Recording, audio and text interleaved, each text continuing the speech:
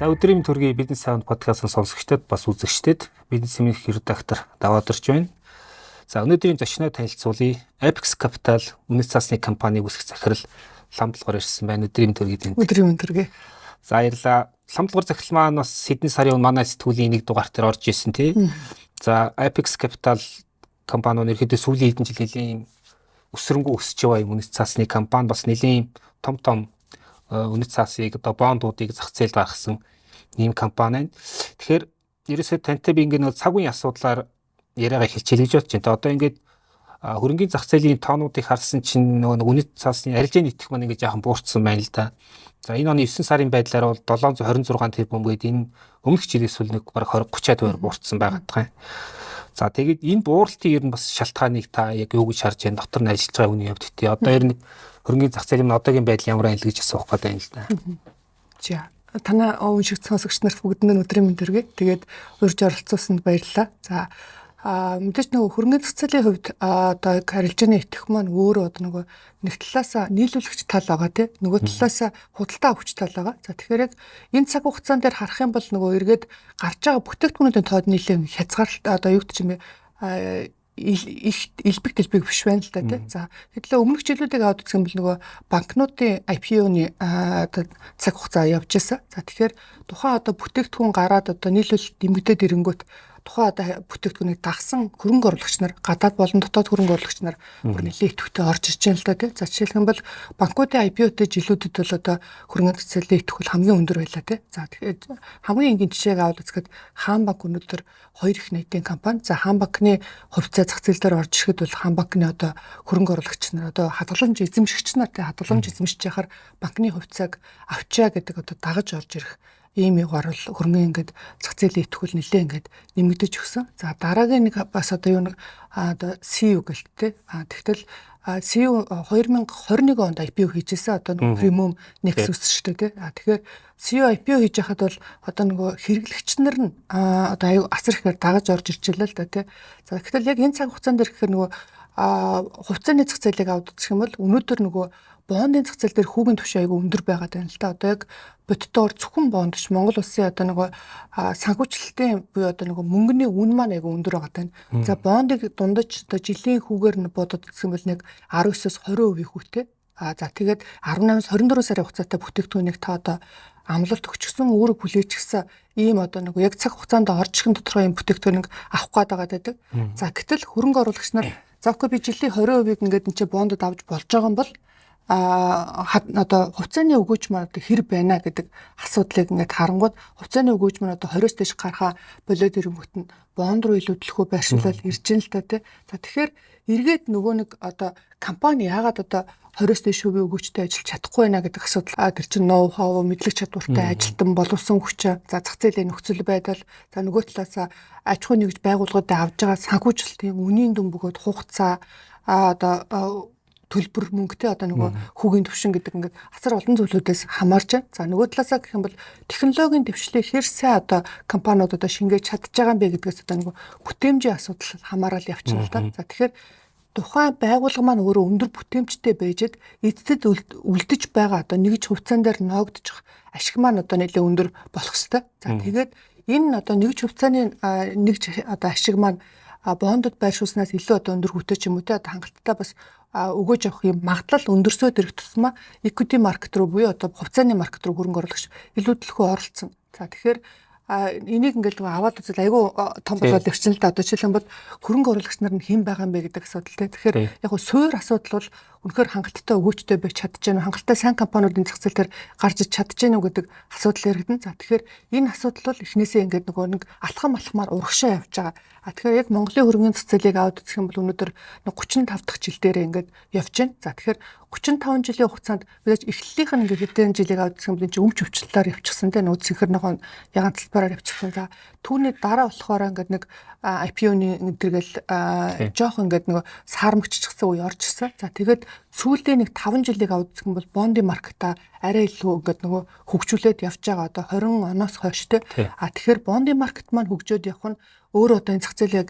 суурин бас ингээд нөгөө зөвөр ингээд нөгөө голдөрлөөр ингээд явж эхэлж байна л та. За ягаад тэгэхээр хөрөнгө оруулагчийн хувьд одоо яахан тодорхойгүй тэр хувьцааны нэг жишгч чи одоо айгүй олон зүйлээс хамаарж байгаа шүү дээ. Тухайн компани үнэхээр ашигтай байж чадахгүй, хэн удирдах байна, зах зээл нь ямар ингээл айгүй олон зүйлээс хамаарж. Гэтэл бондын хувьд болохоор айгүй амархан одоо хадгаламжтай ингээл харьцуулаад ойлгочих болно тий хүн.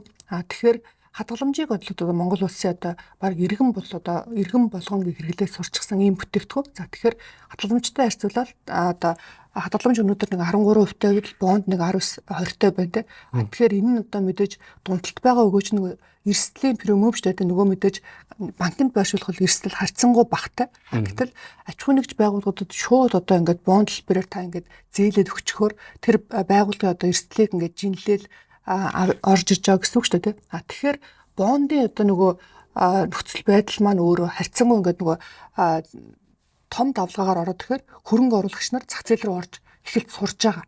За тэгээд энэ болохоор дотоодын хөрөнгө оруулагч нар нэлээ ингээд нөгөө шифт хөдөлгөөн хийж одоо хадгаламжаас ч юм уу те бусад төрлийн хөрөнгө оруулалтаас хөрөнгө зах зээл рүү одоо нөгөө орж эхэлж байна л та те.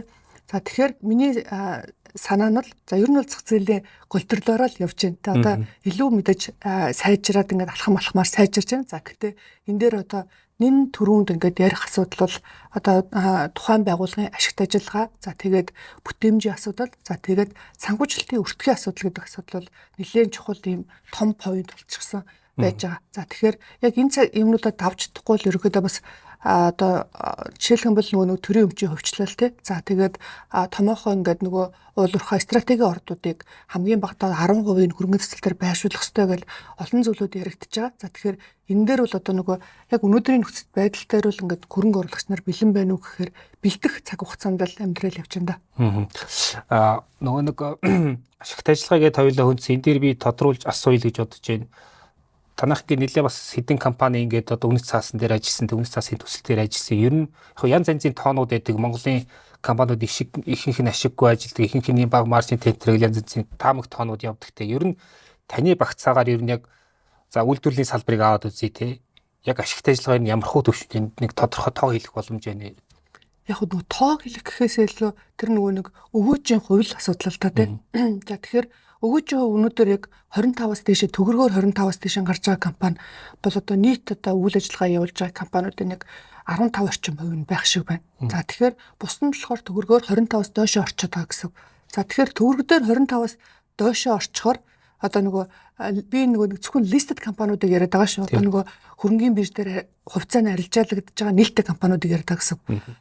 За тэгэхээр төгрөгөөр 25-аас доош ороод ирэнгүүт над чинь нөгөө доллар дээр ингээд бүр ингээд багуулаад ирчин гэсэн үг шүү дээ тий. За тэгэхээр ерөнхийдөө нийт дунджаараа болохоор за нэг 19-20% дээр л явж байна. За тэгээд нийт одоо нэг жижиг компаниуд бол бүр одоо 15, 16-аар одоо нэг эзэдийн өмчийн өгөөж маань буюу одоо нэг цэвэр ашиг маань эзэдийн өмчтэй харьцуулахад эзэдүүдийн оруулсан хөрөнгөтэй харьцуулахад ийм өгөөжтэй явж байгаа. Тэгэхээр энэ нь өөрөө бас тийм хангалттай өндөр байж чадахгүй байгаа.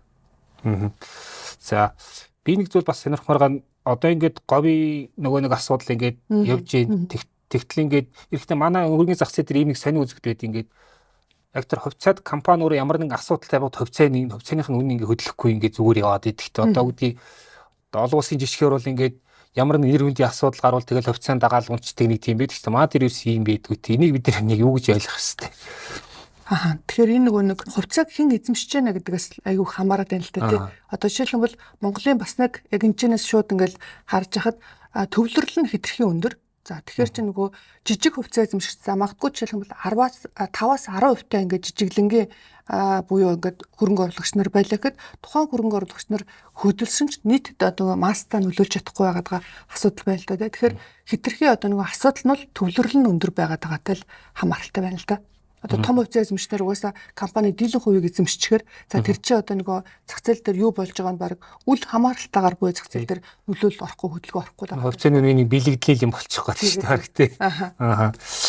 Түрүү хоёлоо бонд ярьсан. Гэхдээ одоо ингээд бас 2 дугаар үйлрлийн тоог харахаар бондын арилжаа маань бас өмнөх жилээс баг 6 дахин буурсан байна гэдэг. Эсрэгээр нь хөрөнгөөр баталгаас үнэт цаас гээд бүтээгдэхүүн маань өсөлтөө яваад байна тий. Энэ чиг хандлагаас ер нь юуг илэрхийлж байгаа гэсэн үг. За энэ дээр болохоор нөгөө нэг эргээд харах юм бол одоо 2024 онд санхүү цэцэрлэх хорооноос банк усуудын одоо нөгөө бонд гаргах процесс дээр бол нэлээд өөрчлөлт оруулсан. За энэ болохоор хит хитэн ингээд өөрчлөлтийг оруулсан. За жишээлх юм бол нийт одоо equity-ийнхаа 50% тэнцэх бондыг гаргаж болдог одоо OTC маркет дээр гаргаж болоод зээлийн багцаа барьцаалаад бонд гаргаж болдог гэсэн бол одоо болохоор нийт одоо эзэдийн хүчийн 30% дүнцэх дүнгээр та бондын санхүүжилт татаж болно. За гэхдээ энэ дээрээ болохоор зээлийн багцаа барьцаалж болохгүй тий. За хэрвээ зээлийн багцаа барьцаалах гэдэг чинь нөгөө банк усуудын хувьд бол нөгөө суур ойлголт нь суур нь болохоор нийт одоо нөгөө маркетын нэлээд их хувь нь банк ус дээр төвлөрж исэн гэсэн үг. Одоо банк усуудын татж байгаа санхүүжилтийн одоо нөгөө үнийн дүн дээр төвлөрж исэн. За гэтэл энэний нөгөө нэг айгүй том нөлөөлөл нь нөгөө банк усын зохицуулалт ороод ирсэнтэй хамаатай. За тэгэхээр банк ус маань өөрөө одоо нөгөө 30% руу одоо нийт эзэдийн хүчийн 30% руу одоо бондын маркетаас санхүүжилт татчих болно. Гэхдээ тэрэн дээрээ зээлийн багцаа барьцаалж болохгүй шүү гэчингүүд чинь зээлийн багцаа барьцаалж болох санхүүжилт нь өөрөө хөрөнгөөр баталгаажсан үнцаас шүү тий. Ягаад тэгэхээр энэ нөрөө та бусад ингээд олон талд олгосон зээлээ ингээд тусгаарлаад одоо тусдаа ингээд тусгай зорилтын компанид байршуулад тэрийгэ барьцаалаад за тэрнээс орж ирэх орлогоороо баталгаажуулах хөрөнгөөр баталгаажсан үнцээс гаргаа. Энэ бол ингээд тусдаа зохицуулттай те бондын маркет бол одоо нөгөө нэг баланс дотроо гэсэн үг шүү дээ. Тэр юуны банк усынхаа баланс дотроо ABS буюу хөрөнгөөр баталгаажсан үнцээс нь балансаас гаргаж агаад тэгээ яг тэр хөрөнгөөр нь баталгаажуулаад ингээ үнцээс гаргаж байгаа. Тэгэхээр энэ хоёр бүтээгдэхүүн тусдаа учраас та хэрвээ зээлийн багцаа барьцаалаад үнцээс гарах гээд одоо санхүүжилт авах гэдэг бол энэ замаараа яваа гэдэг энэ зохицуулт руу орчихоор тэр лугаа илүү төвлөрөөд байгаа гэсэн үг. Одоо нөгөө хөрөнгөөр баталгаажсан үнцээс руу төвлөрөөд байгаа. За тэгээд яг түрүүний хоёулангийнх нь ярьсанчлаа зээлийн буюу одоо нөгөө нийт санхүүжилтийн өртөг айгүй өндөр байгаа учраас за жишээлх юм бол томоохон аж ахуйн нэгж байгууллагууд яг бондын маркетаас санхүүжилт өнөөдөр бас хангалттай ингээд өссөн хэмжээгээр авч чадахгүй байна тий. За тэгэхээр энэ өөрөө хугацаанаас айгүй хамаарж байна. За нөгөө талаасаа гэх юм бол хүүгийн төвшнгөөс хамаарчж байгаа. За яг Apex Capital-ийн хувьд болохоор бид нөгөө үндэсний бүтээн байгуулалтаа хамтаа санхүүжилгээд илүү одоо нөгөө эцсийн үнцийг бий болгож байгаа. За тэгээд томоохон аж ахуйн нэгж байгууллагууд дээр санхүүжилт татах ийм зорилгыг эрэлхийлээд явдаг. За тэгэхээр энэ дээр одоо тулгарч байгаа одоо асуудал нь одоо хөрөнгөний засаглалтай тулгарч байгаа асуудал нь мэдээж төсөл хэрэгжүүлэхэд тэр чинь 24-өөс цаашаа сар ингээд хэрэгтэй. За гэтэл өнөөдөр яг бондын маркет дээр хөрөнгө оруулагч нарын аваад сурчсан дүн нь 24 сар хүртэлх хугацаатай бондыг аваад сурсан. Яг гоо мэдээж тэр дотор ингээл нөгөө янз бүрийн ингээл нөгөө нөхцөл байдлууд нэмэлт опшнууд ингээл орж ирж боломжтой гэхдээ нийтлэгээрээ шүү те. За тэгээд дараагийн нэг асуудал нь за төсөл хөтөлбөр хэрэгжүүлж байгаа санхүүжилт маань өөрөө тогтвортой бөгөөд баг хүүтэй байж ажил тэр одоо нөгөө үйлдвэрлэгч бөгөөд одоо нөгөө барилга барьж байгаа айлч юм ингээд ашигтай гарч чадж байгаа. За тэгэхээр энэ өөрөө нэлээд ингээд нөгөө челленж нэг ийм асуудал болчиход байгаа. За тэгэхээр бүр ордос байхгүй нэг гэх юм бол мэдээж тийм биш байж байгаа. За гэхдээ хангалттай хэмжээнд бол байж чадахгүй байгаад байгаа. За тэгэхээр нийт дийлэнх хэсэг нь бол 60-аас дээш хүн бол банк усууд руу ингээд барьчихад байна те нийт одоо орж иж байгаа мөнгөний. За гэхдээ буцаагаад одоо нөгөө 40 хүртэлх хувь нь болохоор бусад аж ахуйн нэгж байгууллагууд руу.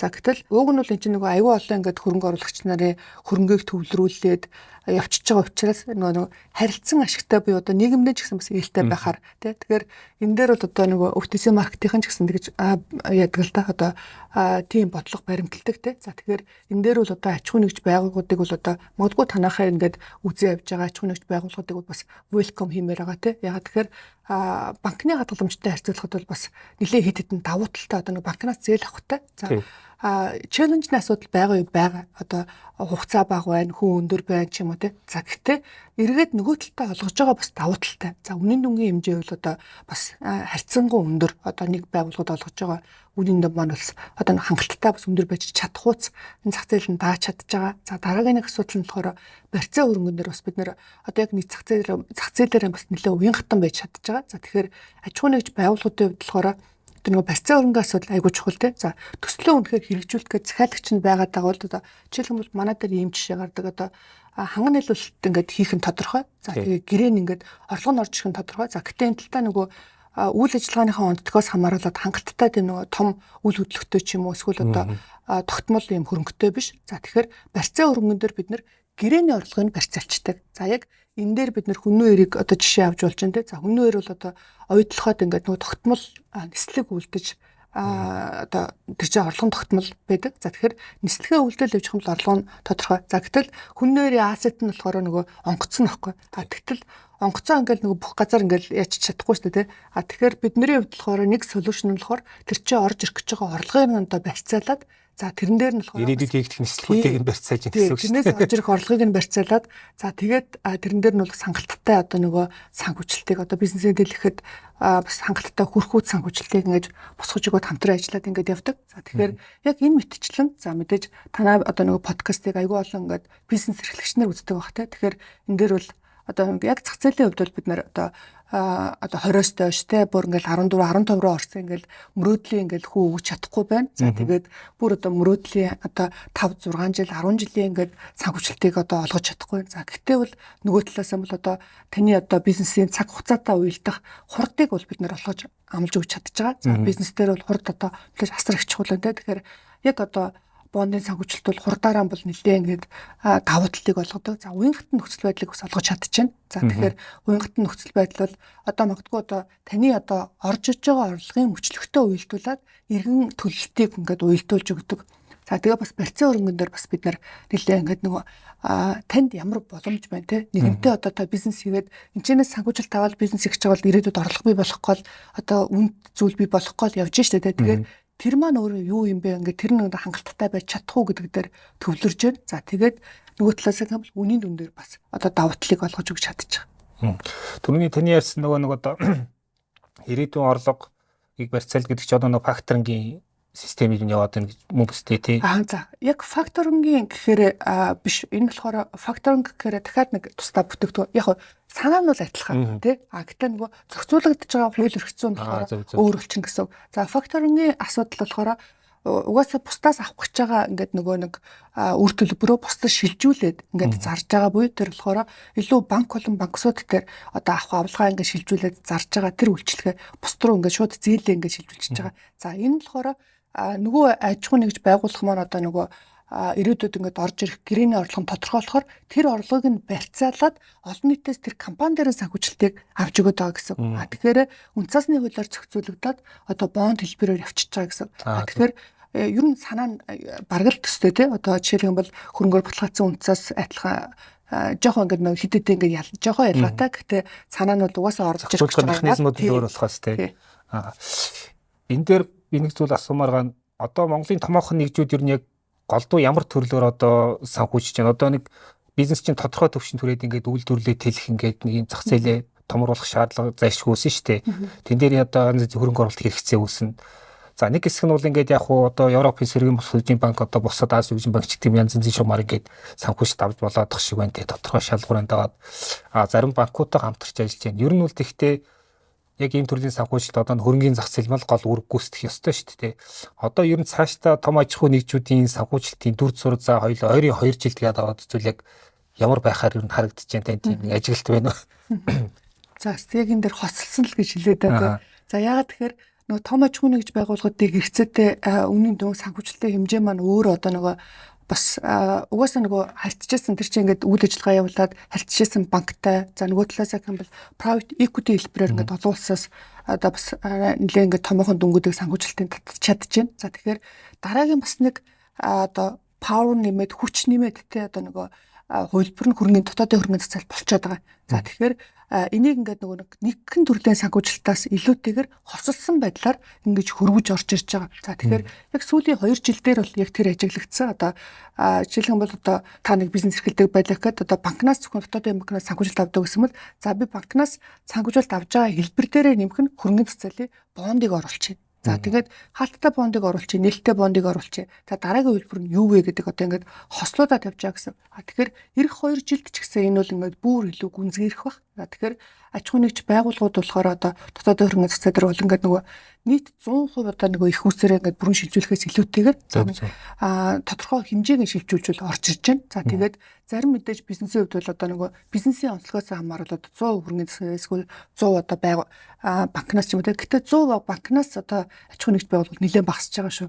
Ер нь одоо тодорхой хэмжээний хөрөнгөний зах зээлийг одоо туршаа ягаад гэхээр хөрөнгөний зах зээл чинь зөвхөн тэр зээлийн хүү нөхцлөөс гадна энэ чинь өөрөө аюул олон том давуу талтай байхгүй. Одоо тодорхой хэмжээний зохицуулт руу ороод та зөвхөн нэг зээлдэгчээс гадна олон ингээд нөгөө мэргэжлийн хөрөнгө оруулагч нартай харьцчлаа тий. Тэгэхээр та өөрөө хинбэ гэдэг асуудлаа бизнесээ танилцуулах, дараагийн одоо нөгөө бизнес партнерыг бий болгох тий. Ингээд олон ингээд нөгөө одоо тоогоор хэмжигдэхгүй давуу тал хөрөнгө оруулалтын харилцаанд илүү мэргэшээд явчихна шүү дээ тий. Нэг асуулт асуух хэрэгтэй гэж бодож байна. Одоо топ 100 гэдэг надад хамгийн том аж ахуй нэгжид байгаа. Ихэнхийг харахаар ингээд яг хөрөнгөний зах зээлд ороог одоо юу гэж асуух гээд нэхэр за топ 100 ингээд зээл авахаас илүү бонд босгоод хөрөнгөний зах зээлд ороод санхүүжилттэй татах тэр сонирхлыг яаж бий болох вэ гэдэг нэг том асуулт байгаа шүү дээ. Тийм.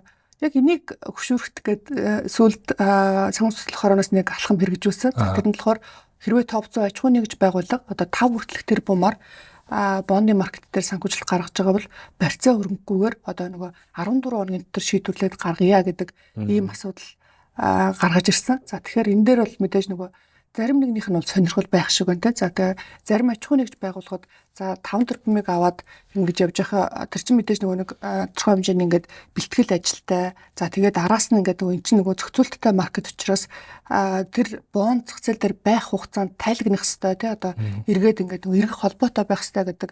За тэгэхээр энийхээ одоо нөгөө процессыг жоохон ажигласан байдалтай хойшоо сууж явах шиг байна. За тэгтээ эхнээсээ бол одоо энийг ингээд ашиглаад за зээлийн шугам шиг ингээд ашиглаад явдаг ийм одоо сонирхол бол тодорхой хэмжээний хэд хэдэн байгууллагуудад гарчгсан явж байна. За тэгэхээр энэ бол дүнгиж ихний алхамтай одоо нэг 5 тэрбум төгрөг бол за магадгүй жишээлх юм бол 100-аас дээш тэрбумтай байгаа штэ ихэнхэндээ. За тэгэхээр тэр байгууллагуудад болохоор одоо нөгөө хангалттай их усэр болж чадахгүй. За гэтээ бас нөгөө нэг түрүүний ярьсанчлан хайбридийн нэг хөлбөрөндөө одоо нэг эрг болгочихё гэдэг ийм хөлбөрөөр бол 5 тэрбумыг бол одоо сонирхоод явж байгаа. За үүнээс гадна болохоор мэдээж нөгөө топ 100 аж ахуй нэгж байгууллага дотоодын хөрөнгө цэцлэл дээр IPO хийх үү гэдэг асуудал. За тэгэхээр энэ дээр бол одоо үнцаас гаргагч талаас тэр нөгөө топ 100 талаас бол нэлээх сонирхол байгаа гэж бол би харж байгаа. За ягаад тэгэхээр эн чинь өөрөө нөгөө нэг зөвхөн тэр нөгөө нэг эзний асуудлаас илүүтэйгээр одоо нөгөө үе хоорондын шилжилтийн асуудал тийм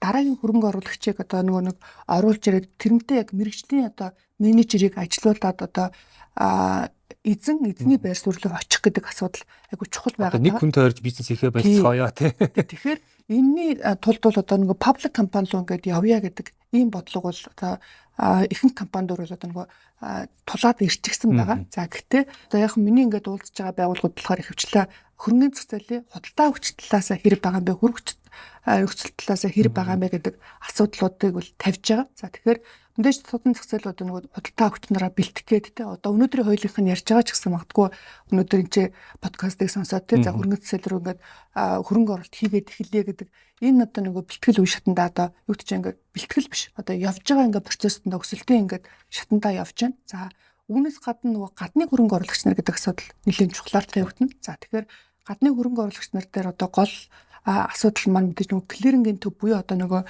хадгалалт гүйлгээг нь хийж байгаа төв маань өөрөө одоо олон улсын клиниктэй шууд холбогдож байгаа гэдэг одоо томоохон сангууд бол заавал тэрэн дээр ингээл нэлээ ингээд акцент өгч юм л та тий. За тэгэхээр энэ дээрээ бас дэлгэцсэн байгууллагууд маань бас одоо нөгөө сайжруулад явж байна. За тэгэхээр хөгжлийн үе шатн дээр л явж байл гэж хэлээ да. За танах бол ингээ харахаар одоо нөгөө бондын зах зээл ер нь хөрөнгөний зах зээлийг харсан ч гэсэн ингээ бүтцэн илүү нөгөө банк санхүү талдаа л байгаа тань. Танаа ажилласан үнэт асуудлыг харахаар ингээд янз янзын алга л байгаа тань. Тээвэр, хүнс, одоо аж үйлдвэр те хамгийн сүүлд миний мэдхээр Евро базаалтын төслөөр ажилласан те. Тэгэхээр ер нь энэ төслүүдээр ажилласан одоо юу гэдгийг гол одоо туршлага гэх юм уу те үр дүн эндээс юу ажиглуу те ер нь бас наач бас ингээд арай илүү тийм нэг өөрмөс шинэлэг байдлаар л яваадах шиг шүү дээ. Бас нэг илүү тийм одоо юу гэдгийг зөвхөн нөгөө нэг одоо мөнгө удирддагээс хөрвөшсөр тодорхой яг бодит үнцийн үүсгэж байгаа тэр үйлдвэрлэл чиглэл рүү бас ингээд хөрөнгө босгохгүй явж шүү дээ. Яг энэ талаараа туршлага болцоод. За ер нь бол мэдээж зах зээлийн хувьд бол энэ амар том өгөөчтэй. Одоо ягаад тэгэхээр за жишээлхэн бол одоо яг Apex Capital-аар мэдээж хөрөнгө оруулагч нартай хамтдаа хийгээд ингээд санхүүжилчихсан нэлээд том бүтээн байгуулалтууд байна те. За жишээлхэн хамгийн ихнийх нь Green Industry гэдэг одоо Монгол улсын хуурай гомиг 90% хангадаг том үйлдвэрийг автоматжуулах тэр одоо санхүүжилтийг бол одоо бид хөрөнгө оруулагч нартай хамт ингээл хийгээл одоо бол ингээд нэг бүтэн 100 ашиглалтанд орчихсон ингээд ажиллагаатай явж байна те. За тэгэхээр энийг ингээд аваад үзэхэд энэний цааталт нь болохоор эргээд одоо нөгөө аж ахуй нэгж байгууллагад ажиллаж байгаа боловсон хүчин илүү бүтээмжтэй ажиллах тэ илүү одоо нэгж бүтээмжинд дээшлэх гэдэг юм том давуу талууд бол бий болж байгаа. Яг гоо ингээд нөгөө тал талаас нь аваад үзэх юм бол асар өндөр ингээд үтэй ач холбогдолтой. За яг зах зээлийн хувьд аваад үзэх юм бол тухайн байгууллагууд дээр үнэхээр одоо нэг хүч өгсөн тий ингээд нөгөө эргээд яг төслөө бүтэн дуусгахад нь бол хөрөнгө цэцэлийн санхүүжилт бол нэлээд том давуу талыг бий болж байна. Таны түрүүний дурдсанчлаа евро базалт гэдэг. За тэгэхээр Монголд үнэхээр одоо тэр базалт чулуу хөнгө асуудал байсан уу байсан. За одоо ч гэсэн байгаа тий. Тэгэхээр тэрийг дуусгахад тэр төслийн ингээд нөгөө ихэнх санхүүжилтанд болохоор одоо томоохон ингээд гадны болон дотоодын банкнуудын хамтарсан санхүүжилт байгаа. За тэгээ эзэдүүдийн оруулсан санхүүжилт байгаа. За гэтэл яг хөрөнгө цэцэлээр дамжуулаад оруулсан одоо нөгөө бидний санхүүжилт нь болохоор тодорхой хувьд нэг 10 хүртэлх хувь нь. За гэтээ энэ өөрөө үнийн дүн бас нэлээд том. Тэгэхээр энэ дээр эргээд тэр төслийг үнэхээр амжилттай бүтэн дуусгаж чадах тэр нэг ингээд цэг дээр нь бид нар бас хамт ажилласан гэдэг асуудал байгаа. За нөгөө талаас гэх юм бол хөрөнгө оруулагч нарын хувьд одоо нэлээд том бүтээн байгуулалт руу тэр чинь бараг зах зээлийн хувьд адилхан хуваар за нэг баг зэрэг чүүчүүд ингээд баг хуваартай гэхдээ сонголтоо ингээд хийж байгаа юм л да хөрөнгө оруулагч нар тий. За тэгэхээр миний одоо мөнгө маань өөрөө ямар бүтээн байгуулалт руу орж байгаа юм бэ? Юу хийж байгаа юм бэ? Мэдээж нэг талаасаа одоо зах зээлийн ингээл дундаж хүүгээс ингээд баггүй байх хэрэгтэй тий. За нөгөө талаасаа эрсдлээ ингээд менеж хийгээд тэр одоо хангалттай эргээд буцаагаад өгчих одоо эрсдэлгүй байх хэрэгтэй. За тэгэнгүүт дараагийн нэг утга учиртай асуудал нь болохоор үнэхээр одоо ямар бүтээн байгуулалт хийж байгаа юм бэ гэж асуудал төвлөрж байгаа. За тэгэхээр яг хэд хэдэл байна л одоо жишээлбэл евро базалтыг дурдж байна, баян шувууг дурдж болж байна. Тэгэхээр яг баян шувуутай бид нар анх хамтарч ажиллаад явхад Монгол улсын засгийн газраас одоо Монгол улс нийт өндөгнийхөө хэрэглээг 100% дотооддоо үйлдвэрлэдэг болно гэдэг ийм зорилт тавьж ирсэн. За тэгэхээр яг тухайн цаг хугацаанд болохоор Монгол улс болохоор нийт өндөгний хэрэглээнийхээ 50% гаднаас импортоор авдаг байсан. За тэгэхээр энэ нь өөрөө эргээд өндөгний компаниуд бүгдөө хүчин чадлаа нэмэх одоо нөгөө уралдаан руу баг орсон гэж байна. Одоо жишээлбэл баян шувуу, төмөн шувууд ялгаагүй те. Тэгэхээр хүчин чадлаа нэмэгдүүлээд явж одоо тэр одоо хэн хурдтай маркет дээр тэр ингээд 100% тулаад ирэнгүүт чинь тэр чинь цаашаа тэлэх нь одоо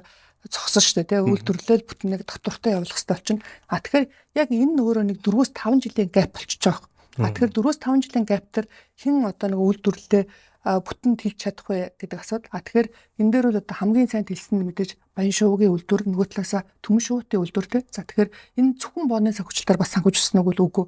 Тодорхой хэмжсгэн л бондын санхүүжилт буюу одоо манайх ажиллаад явсан гэсэн. За бусд нь болохоор нөгөө компани үйл ажиллагаанаас бий болж байгаа орлого одоо жишээлбэл засгаас огж байгаа зээл за нөгөө талаасаа гэх юм бол эзэдүүдийн одоо бусад хөрөнгө гэл ингээл нөгөө олон төрлөөс их усээр аваад тэр үйлдвэрлэлийг тэлж байгаа гэсэн. Тэгэхээр яг энэ дээр ингээд эргээд харахад бол яг хэрэгтэй моменттэй одоо нөгөө тэрийг ингээд 100% дуусгар болоод явах тэр ингээд нэг хөшүүрэг дээр нь бид нар бас одоо хамтараа ажиллаж чадсан л байна л да. Тэгээд энэ эргээд нөгөө хөрөнгө оруулагч нарын хувьд болохоор бас та өнөхөр зах зээл дээр адилхан хүнтэйгээр за бараг л адилхан хүнтэйгээртэй ингээд мөнгөө байршуулад за тэгээд эрсдэл багтаагаар за тэгтээ эргээд илүү үн цэнтэйгээр бүтээн байгуулалтанд оролцоод явсан гэдэг бол нэлээд том давуу тал болоо явчихж байгаа. За Монгол Улсын эдийн засгийн хувьд аваад үзэх юм бол энэ чинь өөрөө арай өөр асуудал л да. Одоо жишээлбэл Монгол Улс өнөөдрийн байдлаар бол дотооддоо 100% өндгөө үйлдвэрлэх хүчин чадалтай болчихсон байгаа. Одоо тэгэхээр бид нар заавал одоо гаднаас ингээл импорт өндөг авах шаардлагагүй те. Жил ирэх тусам одоо нийт ингээд өндөгний зах зээлийг ярангууд юу сонирхгүй нийт одоо нөгөө Монголын хэрэглээ болохоор жилд нэг хүн 70 өндөг байдаг. Гэтэл дэлхийн дунд чинь өөрөө 360-аас дээш байхгүй. Ерөнхийдөө нөгөө нэг хүний хэрэглээ нь. Тэгэхээр одоо жил ирэх тусам ингээд өсөн нэмэгдэж байгаа зах зээл дээр гэтэл нөгөөт чинь ингээд дотооддоо 50% нь үйлдвэрлэдэг байсан бол тэр хэрэгцээгээ засгийн газраас болохоор дотооддоо 100% үйлдвэрлэдэг болёо. Инхийн тулд импортоор орж иж байгаа өндөгний татварыг нэмжил одоо нэг хязгаарлал яа гэсэн үг шүү дээ. Тэгэхээр нөгөө дотооддоо ингээд үйлдвэрлэгч нар хүчин чадлаа ингээд нэмэгдүүлэх. Тэгэхээр хүчин чадлыг нэмэгдүүлэхэд чинь одоо нөгөө зөвхөн мөнгнөөс гадна ч хасар олон зүйл болчихж байгаа юм л да. Тэ одоо дэд бүтцийн асуудал болон за нөгөө юуны боловсон хүчний асуудал болон за нөгөө талаасаа гэх юм бол тараан байршуулах логистикийн байршлын асуудал бол тэгэхээр ингээд цогцоорн төслийг ингээд амжилттай хэрэгжүүлэхэд бол мэдээж санхүүгийн ингээд хөшүүрэг бол зайлшгүй хэрэгтэй болоод тэгэхээр яг энэ мөчтөөр бол одоо хөрөнгө цэцэд бол бас одоо зөв ажиллаж чадж байгаа ийм момент байгаа. Тэгэхээр бидний хувьд болохоор яг энэ мэтчлэн ингээд нөгөө үйлдвэрлэгч тий одоо үндсийг бүтээж байгаа байгууллагуудтай харьцаж ажиллахыг бол илүү одоо нөгөө илүүд үздэг. Цаашид ер нь за яг нэг хэсэг бол за бонд талдаа, хувьцаа талдаа ч ингээд ерөөхдөө нөгөө банк санхүү давмгаалсан өгөөж өндөр байдаг тийм үе явж гин одоо ч дуусаагүй л ах шиг юм да. Ер нь гэхдээ цааш бусад өөр ямар салбарт одоо тэг юу гэдгийг одоо хөрөнгө оруулалт те одоо хөрөнгө санхүүжилт татж байгаа компани бондыг авал илүү өгөөжтэй ч гэдэг юм уу тийм бас нэг юм зургал байгаа юу. Одоо жишээ нь бол миний анзаарснаар бол цаашдаа одоо юу гэдгийг онлайн худалдаатай холбоотой логистикийн салбар ч гэдэг юм бас тэнд хөрөнгө оруулах боломжтой юм шиг жишээ тий. Яг сая бидэд ингээд нөгөө айгүй олон ингээд улсаар явал нөгөө нийтлэгийн туршлагыг судалцаад ингээд явж л та тий. Гэтэл ер нь бол угаасаа нөгөө Монгол улсын номер 1 асуудал угаасаа эрчим хүчний асуудлаа. Тэгээд дараахан логистикийн асуудлаа гэдэг ингээд гарчихсан. За тэгэхээр энэ үл яг бодтойгоор үнэн. Тэгэхээр бол одоо бидний зүгээр эрэл хайгуул хийж байгаа ч юм уу дараагийн асуудал болохоор одоо дэд бүтцийн төслүүдэд бид нар бас одоо оролцоод тий хөрөнгө оруулагч нарынхаа за нөгөө талаасаа гэх юм бол одоо өөрсдийнхөө одоо нөгөө олон улс руу ингээд бас гарц гаргалгаагаа хэлэх ийм сонирхол бол байгаа. За тэгэхээр эрчим хүчний төслүүдээр бол нэг сонирхож байна. За яг эрчим хүч гээд эргээд ярихад болохоор бас одоо нөгөө Монгол улсад нөгөө дата центр байгуулахад нэлээд тийм тохиромжтой бүс нутаг юм байна. За ягаад тэгэхээр араб нийт одоо нөгөө нэг дэлхийн ингээл эрчим хүчний одоо ойлын ингээл нэлээх хувийг хангадаг. За гэтээ тэрнийхэн болохоор 40% дотооддоо хэрэгэлдэг. Гэхдээ 40%-ийн 70% нь болохоор зөвхөн хөргөлтийнхөө системд ашигладаг. Нөгөө хит халуун учраас тий. За яг үүнтэй адилхан одоо сая нэг Азийн технологийн форум юунд Жакартад болсон байхгүй. За тэгэнгүүт энэ ярилцж байгаа асуудал нь нөгөө хит ингээд нэг халуун бүс нутаг учраас одоо нөгөө хөргөлтийнхөө асуудлыг шийдэх гэж дахиад тэрнээсээ илүү эрчим хүч хэрэгтэй байна гэдэг ийм асуудал яригдаад байгаа. За гэтэл Монгол болохоор нөгөө хуураас ирүү. За тэгээд бараг жилийн дөрөв үйлрэлийнх нь за бараг тал нь тий 50% нь болохоор ерөөдөө нөгөө хүүтэн сэрүүн үйлрэлтэй байдаг. За тэгэхээр нөгөө хөргөлтийн тэр эрчим хүч захилгааны хэрэглээ нь болохоор бас нэлээ ингээд бусадтай харьцуулахад бага тий. За тэгэхээр ийм одоо нэг давуу талууд бол байгаад байгаа. Одоо яг манай бүс нутаг дээр тий. Тэгэхээр энийг одоо хэрэгжүүлж байгаа аж ахуйн нэгж байгууллагатай ч юм уу бид нар бас хамтарч ажиллах сонирхолтой эрхлээ агуулгыг хэлж байна да. Ер нь бол та нарын цаашдын амбиц бол бас нэг хэсэг нь эрчим хүч рүү чиглэж ийн гэж ойлгож болох уу? Тий. Энэ нөгөө зөвхөн манай амбицээс илүүтэйгээр мэдээж нөгөө талаас хөрөнгөний цэцэл өнөөдөр Монгол улсад хөрөнгөний цэцэл хөгжөөд 35 жил болж байна тий. За гэтэл хөрөнгөний цэцэлээр дамжуулаад энэ чинь олон улсын хөрөнгө оруулагч нар орж ирэх боломжтой. За тэгэхээр тухайн одоо нөгөө хэрэгжиж байгаа төслүүдийг бид нар зөвхөн одоо нөгөө паблик хэлбэрээр ингээд биш private хэлбэрээр явчихсаа гэж юусэн хүсэхгүй байгаа. За паблик руу ингээд оруулж ирээд тий. За энэ болохоор тухайн хэсэг нь болохоор олон улсаас хөрөнгө оруулагч нар нь одоо яг хөрөнгө цэцэлээрээ дамжуулаад ороод ирчдэг. За нөгөө талаас яг дотоодын хөрөнгө оруулагч нар энэ төсөлд бас одоо хувь нэмрээ оруулаад за хөрөнгө мөнгөө байршуулад одоо бас нөгөө оролцсон хэмжээгээр ашиг аваад явах ийм зохицуулттай болох нь одоо нэлээд тохиромжтой гэж харж байгаа. За нэг зүйлийг лавлмаар байгаа нь одоо иргэд гээд бас нэг оролцогчтой байна тий. Иргэдийг ер нь одоо нэг юм ойлголт ер нь одоо хүмүүс эхнээсээ ойлгоод эхлэн шүү дээ. Хөрөнгөний зах зээлд ороход заавал их мөнгөтэй байх шаардлагагүй тий. Тэгэхээр иргэдийг ер нь яг хөрөнгөний зах зээл идэвхтэй оруулахад бас одоо ямар хөшүүргүүд хэрэгтэй. За нэг нь бол мэдээж одоо татвар ээж идэх юм усан байх гэж болж байгаа. Энэ дээр ер нь та юу хэлэх вэ? За ханаас нэглэхөө. За яг иргэд хөрөнгөний цэцэл рүү ороход мэдээж нөгөө ямар хэмжээний хөрөнгөтэй байгаас мэдээж айгүй хазуул хамаарж байгаа те. Хэрвээ та одоо жишээлх юм бол томоохон хэмжээний хөрөнгөтэй бол тэрэн дээр шууд зөвлөх үйлчилгээ аваад тэрийг хэрхэн байршуулах уу гэдгээс эхлээ явчих болж байна. За бүр одоо эхлэх гэж байгаа те. За магадгүй одоо оюутнаа ингээл төгсөөл ажлын гараагаа эхэлж байгаа хүмүүсийн хувьд болохоор зуршил бий болох нь өөрөө номер 1 асуудал юм уу? Тэгэхээр зуршил бий болгоод явхад өөрөө таны одоо нөгөө зуршлыг хангалттай шагнах тийм хэмжээний одоо нөгөө найдвартай бүтээгдэхүүн хэрэгтэй те. Одоо тэрийг ингээд тогтмол авах. За тэгэхээр дотоодын зах зээл дээр бол мэдээж бонд бол анх ингээд хоримтлал хадгаламжийг явж байгаа хүмүүст бол тохиромжтой биш. Энд нөгөө мэрэгжлийн хөрөнгө оруулагч нар ороод ингээд явчихж байгаа учраас за яг хувьцааг ингээд нэг нэгээр ширхэхээр ингээд аваад ах нь өөрөө бас мэдээж боломжтой. За гэтээ сайн компани хувьцааг за магадгүй жишээлх юм бол хэрвээ би одоо дөнгөж хөрөнгөлөл хадгаламж хийж эхлэх гэж байгаа бол за 10 жилийн дараа аль компани бизнес хамгийн сайн өсөлттэй байх вэ гэдгээ эхлээд одоо нөгөө яг зөвлөгтөөгөө ингэж нөгөө ярьж сууж байгаа. За банк байх уу байна одоо магадгүй байж тээ одоо тэгэхээр за банкнаас хамгийн том нь айл ингэж сонгож байгаа л тэрнээрээс нөгөө бодох юмгүйгээр одоо үүсэж байгаа одоо тэр юугаа хөрөнгөлөлтөө хийж эхэлнэ те. За эсвэл одоо өөр ямар салбар ингэж чеклээд за тэгээд тэрийг нэг жил яваад эргэж харна те. Яг тэгэхээр нэг жилийн дотор одоо дөнгөж эхэлж байгаа гэдээ үтсэн болохоор би нөгөө сараа ингээл баг дөнгөөр хөрөнгөлж байгаа гэж төсөөлөд байгаа шүү те. За тэгэхээр бодох юмгүйгээр тэрийг ингээд нөгөө яг тэр зуршлаа ингээд бий болгоно өөртөө. Тэгэхээр би болгоцсон зуршил маань одоо намайг эргээд rewards хийгээ шагнаад тэр чи одоо нэг шагналаа мэдрэн штэ би нэг юм болд юм байна гэдэг юм мэдрэмжээр хүрээд ирвэл за энэний дараа нь болохоор одоо өөр сонголтууд руу орж эхэлнэ тий. За одоо надад одоо ямар сонголт байна? За жишээлбэл миний дүн одоо 5 саяас дээшилж гисэн бол за би бонд сонирхоо тий. Одоо жишээ нь бол манай дээр бол нэг бонд бол 5 саяар арилжаалагддаг байхгүй. За тэгэхээр 5 саяар дээшээ болцсон бол за бонд авъя. За хадгаламжаас арай өндөр штэ тий. За тэгээд дараагийн одоо нөгөө олон улсын зах зээл дээр юу бийж болох вэ? За магадгүй жишээлх юм бол ирэх 5 жилд AI хувьсгал ингээл болно. Энэ бол одоо ингээд нөгөө зах зээл дээр ийшээ орж байгаа хөрөнгө оруулалтанч дээр ашиглалтанч дээр нэмэгдэнэ гэж үзэж байгаа бол би энэ салбар руу нэг компаниг нь хувьцаагүй шууд индексжүүлээд тий. За одоо сар болгон би нэг $100 хийдэг ч юм уу. Ингээд аваад хөрөнгөлөө бий болгоё. За ингээл дөрөхэд алхамаар бий болох. За нэгэнтээ хөрөнгөтэй болчихсон хүмүүсийн хувьд бол хөрөнгөө яаж хамгаалаад тэрийг илүү нэмэлт өгөөж авах вэ гэдэг асуудал те. За энэ бол багц бүрдүүлэлтийн асуудал болоо арчин. Тэгэхээр манай дээр бол яг тухайн одоо хөрөнгө оруулагч нарт зориулсан VIP зөвлөх үйлчилгээ гэж байдаг. За тэгэхээр тухайн үйлчилгээ маань болохоор хэрвээ та $50,000 дээшээ үнийн дүнтэйгээр хөрөнгөийг ингээд байршуулах гэж байгаа бол бид нар зөвлөх үйлчилгээ буюу таныг яг багц бүрдүүлэхэд чинь бол ингээд ажиллаж өгдөг. За тэгэхээр энэ нь болохоор зөвхөн бонд биш те дотоодын төгрөгийн бонд биш. Энэ нөгөө долларын бонд байгаа. За одоо олон улсын зах зээл дээр Монгол бондууд нэг жилийн дунджаар доллараар нэг 11-ээс дээшээ хувиар арилжаалагдаж байгаа байхгүй. За тэгэхээр төгрөгийн бонд байж байна тий. Тэгэхээр төгрөг маань өөрөө нэг жилийн одоо жилийн хугацаатай бонд бол 19-тэй. За 24 сар хүртэлх хугацаатай нь болохоор нэг 20% хүтээ ч юм уу гэдэг. За тэгэхээр энийг хэдэн хувьд нь авах уу гэдэг.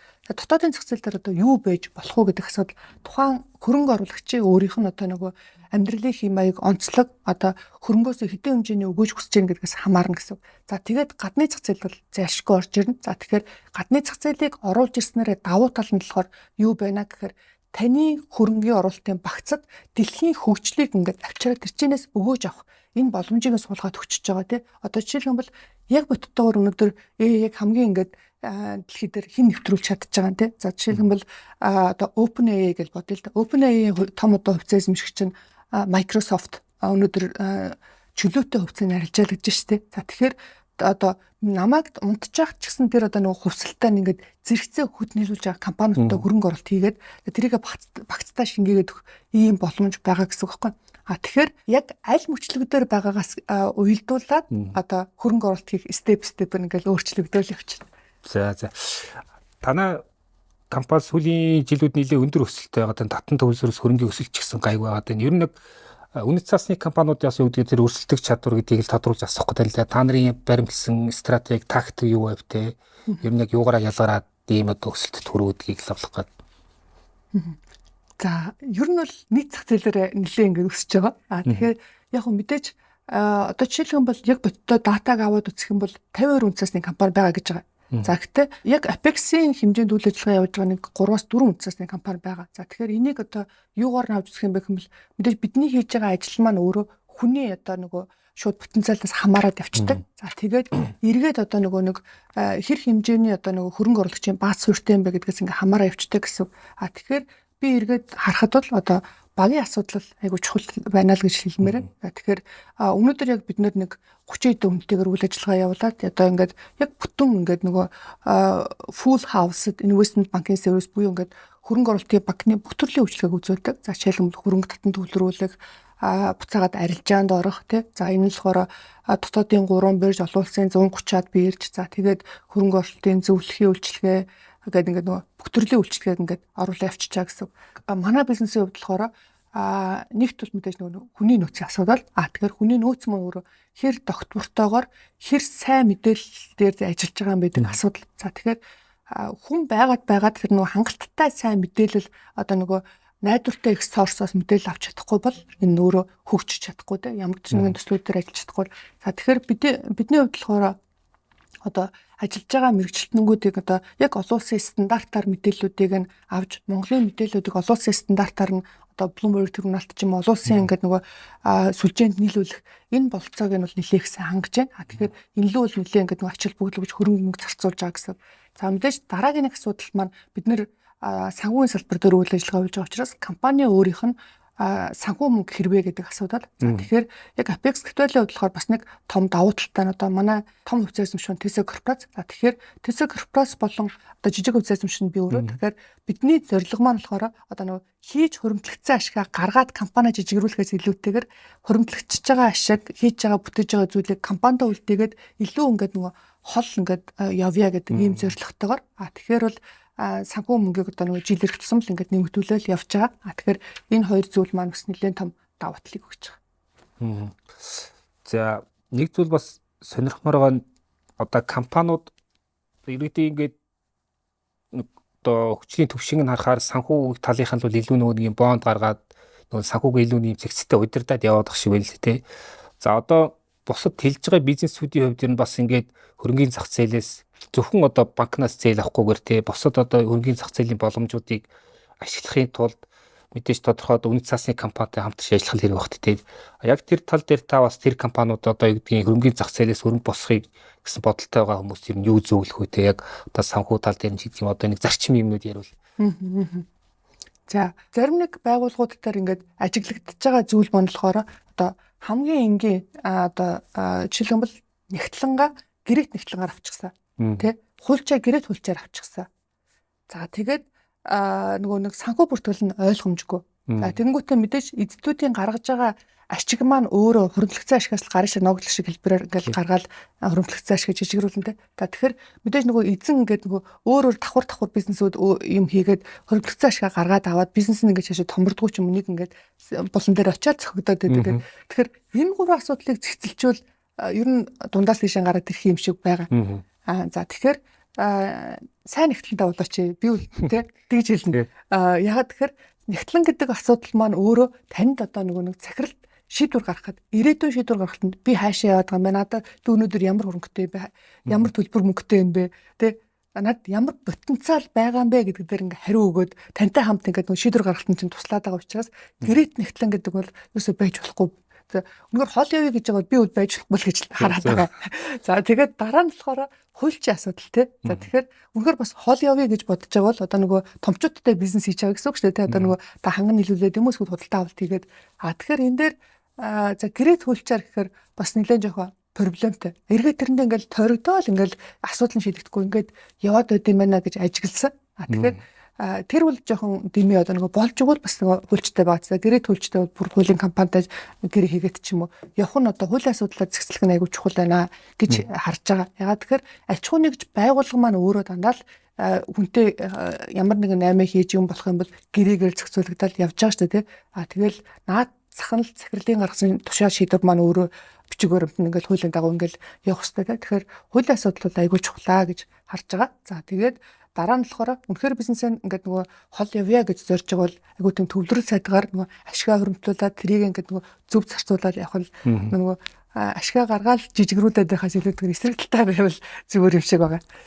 Тэгээд мэдээж том байгууллагуудын хувьд болохоор юу л да ихэвчлэн одоо жишээлхэн бол хэдүүлээ одоо 11 сард ингээд яриа сууж байгаа тийм. Тэгэхээр ихэвчлэн том байгууллагууд одоо жилийн эцсийн төлөвлөгөөр орчихсон. За дараа жилийн санхүүгийн асуудлуудыг төлөвлөөд одоо бол ингээд нөгөө дараа жилийн гэрээнүүдийг хийгдээд ингээд явж байна. Тэгэхээр бидний хувьд ч ялгаагүй одоо жишээлхэн бол өнөөдөр ажиллаж байгаа төсөлдөө бид нар 3 сарын өмнө ингээд үжээ тодорхой болчихсон гэрээнд хийгдээд ингээд явдаг. Ягаад гэхээр нөгөө цаг хугацаа зарцуулагддаг учраас. Тэгэхээр хэрвээ танд тийм одоо нөгөө төлөвлөгөө зорилго байгаад байгаа бол эртхэн шиг одоо нөгөө тодорхой хэмжээний одоо яг санхүүжилт энэ ч хэрэгтэй болно гэснээс хамгийн бага 6 сарын өмнө л одоо нөгөө уулзалт ярилцлага эхлэх айгүй чухал. Одоо зарим нэг бэлдэх асуудал байдаг тий одоо нөгөө бизнес төлөвлөгөөнөөс ахуулаад за тэгээд одоо лавлгаа тодруулгаас ахуулаад ингээд бэлдэх асуудлууд байдаг. Тэгэхээр эрт эхлэх нь зүйтэй гэж хэлмээр. За одоо таны талаар ганц хоёр зүйл сонирхоор байна. Та ер нь одоо биний сонсноор бол бонд гэдэг ийм хочтой гэх юм одоо бондлаа гэх юм те бондоор мэрэгсэн тий. Тэгэхээр таны карьерийн төв ямар байв те? Ер нь яг анхын зах зээл бас яаж хөл тавьжээ? Би анх мэдээж нэг компьютер техник менежментийн сургуулийг төгссөн. За тэгээд тухайн үед болохоор за ер нь бол нөгөө хөрөнгөний зах зээл бол одоо нөгөө ирээдүй юм гэлтэй яг тийм одоо хүсэл зорилгоор энэ хөрөнгөний зах зээлд хөл тавьж байлаа. За тэгээд BDSect анхны ажлын гараа маань эхэлсэн. За түүний дараа болохоор би ард санхүүгийн нэгдэлд ажиллаж байсан. За ард санхүүгийн нэгдлийн ард security-ийн гүйцэтгэл хийж байсан. За тэгээд тэрнийхээ дараа болохоор бид нар одоо ард би хамт ажиллаж байсан Идруттай хамтраад одоо компани байгуулъя гэж байгаа. Тэсээс хөрөнгө оруулалт аваад за ингээд Apex Capital-ыг бол ингээд хамт үүсгэн байгуулад ингээд явж ирсэн. За тэгээд мэдээж нөгөө нэг цаг хугацааны ирэхээр одоо партнерууд салсан. За одоо 2 жилийн өмнө бол Идрут манай компаниас л гарсан байгаа. За тэгэхээр нөгөө бизнесийн ингээд нөгөө үнд цэцүүлийн ялгаанаас ч юм уу ингээд болоод тэгээд цаг хугацааны процесс ирэхэд бол бидэд бол 2018 оноос 2023 он болтол одоо хамт бизнес эрхлээд за тэгээд 23 онд болохоор ингээд тусдаа бизнес эрхлээд явдаг болсон. За тэгээд яг өнөөдрийн байдлаар бол би Apex Capital-ийн хөвцөө эзэмшиж гүйцэтгэх хэрэглээ ажлыг хийдэг. За тэгэхээр Apex Capital-ийн маань одоо мэдээж түрүү хэлсэнчлэн том хөвцөө эзэмшнэ Tesla корпорац тэгээд жижиг хөвцөө эзэмшиж маань менежментийн баг ингээ явдаг. За тэгэхээр ер нь ихэнх цаг хугацаа маань өөрөө ердөөсө хөрөнгөний зохицол дээр зарцуулагдсан. Тэгэхээр хөрөнгөний зохицолыг гээд аваад үзэх юм бол ихэнх цаг хугацаа маань ерөөсө судалгаа шинжилгээ бөгөөд хөрөнгө оруулагч нартай харьцахад зарцуулагдсан. Одоо таны цаашдын ер нь том мөрөөдөл бас алсын хараа яг хувийн талаас юу вэ? Хувийн талаас за наад чи нэг амар томсоод байх юм байхгүй. Би сая яг өнгөрсөн сард энтэг рүү яваад нөгөө Драмсалаа ороод тэгэхээр нөгөө далаа багштай уулзаад тэгээд ирсэн. Тэгэхээр би өөрөө гэдэм шашингүй үзэлтэн гэж боддог гэсэн чи тэгээд нөгөө мэдээж нэгэнтээ нөгөө цаг зарвуулаад очиж байгаа юм чи энэ хүн юу ярьсан те ерөнхийдөө буддын шашин маань юу ингээд очих замынхаа туршид судлаад явлаа. Тэгэхээр яг энэ дээр болохоор бас миний одоо нэг харах үнцэг нэглээ ингээд өөрчлөгдсөн цаг хугацаан дээр хоёлаа ярьж байна. Тэгээд цаашид бас нөгөө юу болохыг мэдэхгүй байна. Гэтэ яг өнөөдрийн байдлаар одоо миний хамгийн одоо том зорилго бол одоо өөрийнхөө хамгийн сайн үйлдвэрийг бий болгоё. За тэгээд бүтээмжтэй хүн бэ гэсэн ийм зорилготой л амтарч.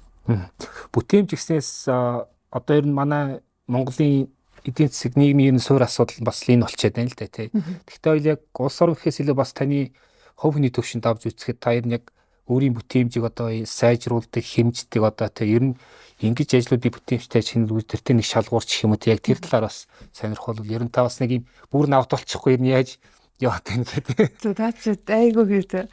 Би өөрөө спортоор хичээлдэг хүн байсан. Тэгэхээр энэ маань бас яг суур маань ингээд нэг бүрдсэн. Тэгэхээр яг нь спортоор хичээлдэг байсан ч ер нь нөгөө нэг гол асуудал маань номер 1-т нь болохоор нөгөө майнд юм шиг байна. Одоо нөгөө майнд одоо хүн яг яаж ингээд нөгөө чөлөөлж чадах хитрхи ингээд нөгөө их юм бодоол эсвэл ингээд хитрхи хойшлуулаад тэгхгүйгээр яг нөгөө дисциплинтэй буюу сахилга баттай байж чадах. Яг хийх цаг хугацаанд хийгээд за тэгээд амарч чадах хугацаанд амарч чаддаг. Тэр одоо нөгөө майндсетэл өөрөө бүртгүүлэх хэрэгтэй юм шиг. Тэгэхээр би түрүүний нөгөө нэг бүтээмжтэй хүн байя гэдэг нь болохоор майнд талаас илүү нөгөө төвлөрөөд байгаа. Өмнө нь болохоор би илүү одоо нэг яг биеийн хүч талаас илүү одоо нөгөө спортоор хичээлэх талаас за ингээл төвлөрдөг гэсэн бол одоо болохоор илүү нөгөө майнд талаас за би яг хэрэгтэй цагт нь ингээд асаалттай байхад одоо шаардлагагүй цагт нь одоо тэрийг унтраагаад амраач чаддаг ийм болё гэдэг дээр илүү төвлөрж байна. За тэгээд мэдээж дараагийн нэг асуудал маань болохоор хоолтын асуудал. Тэгэхээр хоолтын асуудал маань өөрөө асар чухал байдаг. Бүх юмний суур нэг гоё үг байсан. Тэр нь болохоор та ходоодоо зэхэрч чадвал бусад бүх юмыг зэхэрч чаддаг. Тэгээд тэр бас яг үнэн гэж одоо үзэж байгаа. Тэгэхээр хоолтон дээр одоо нөгөө жоохон сахилгаттай байхыг хичээж байгаа. За тэгээд дараа нь бол мэдээж нөгөө бие хөдлөх гэдэг асуудал байна. Тэгэхээр яг энэ гурав дээр бол би одоо яг энэ цаг хугацаан дээр бол төвлөрөөд илүү одоо нөгөө майнд талаасаа төвлөрч гисэн цаг хугацаан дээр. Тэгэхээр мэдээж одоо нөгөө дараа жил ч юм ойлоо уулзахад би юу гэж хариулахаа мэдэхгүй байна. Тэгэхээр яг энэ цаг хугацаан дээр бол би нөгөө түрүүн хэлсэнчлээ нэг сарын өмнө би нөгөө хитрхи дип ороод та одоо ингээд за тэгээд ингээд баахан бэлтгэл хийгээд ингээд ирсэн учраас одоо бол яг миний сэтгэлээс арай чөлөөлөж чадаагүй. Тийм яг тэр моментум дээр яваад байгаа. За тэгээд тэр нөгөө физикал болоо одоо нөгөө хоолны дайет энэ дээр бол би ингээд угаасаа ингээд нөгөө сүүлийн баг 10 жил ингээд явчихсан. Майнд дээр бол би одоо илүү ингээд нөгөө хүн орчихсан ингээд явж байгаа. Өөр чиглэлээр үздэг тий. Та яг хувь захирлын хувьд ер нь бас удирдлага хүний хувьд бас ямар зарчим баримталдаг вэ? Ер нь одоо бага удирдахдаа бол тодорхой нэг удирдлага арга барил байгаад байгаа шүү дээ. Одоо захирлууд бол таны хувьд ер нь яг удирдлага хүний хувьд хамгийн чухал нь юу вэ? Бага удирдахад юу чухал вэ? За яг тодорхой байл гэж хичээж байгаа. Би одоо жишээлбэл манай компани 4 захирал надтай одоо сүүлийн бараг 8 жил хамт ажилласан байна.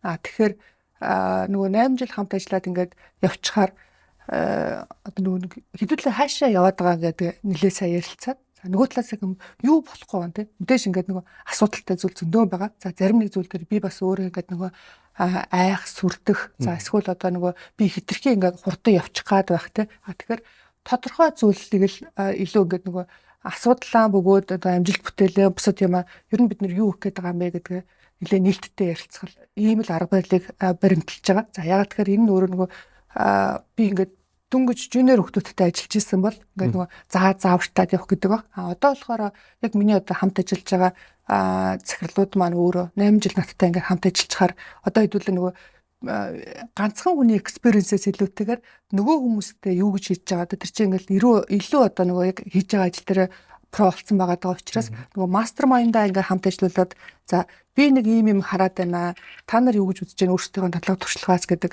асуудлаа ингээд тодорхой болгох гэдэг. Тэгэхээр тодорхой байдал дээр л илүү төвлөрч байгаа.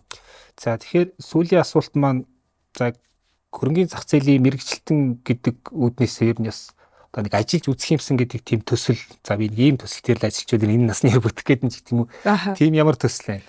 За ер нь эрчим хүчнээ тэгээд жишээ нь AI data center төсөл дээр ажилладаг болох гээд шүү. За баярлалаа. За ингээд бизнес эн подкаст энэ дугаараа энэ түрээд өндөрлөе гэж бодож байна. За маа зочноор Apex Capital үнд цасны компани гүйцэх захирал хамт олгоор оролцлоо. Ингээд таны ажилд бас амжилт төсөй сонирхолтой яриа өрнөсөн. Баярлалаа. Тэгээд танаа хамт олон бас амжилт хүсье. Тэгээд танаа уншигчид нарт те яг одоо энэ 2025 оноо гоё дүгнээ 26 оноо бас гоё өөдрөг төсөөлж төлөвлөөд за тэгээд эннийхээ бас төлөвлөсөн амжилтандаа хүрээрэй гэж хүсье. За ингээд бизнес эн подкастын сонсогч үзэгч тавх манай YouTube чаналыг дагаарай, лайк, шеэр, комментээр биднийг дэмжээрэй гэж хүсэх байна. Ингээд баярлалаа.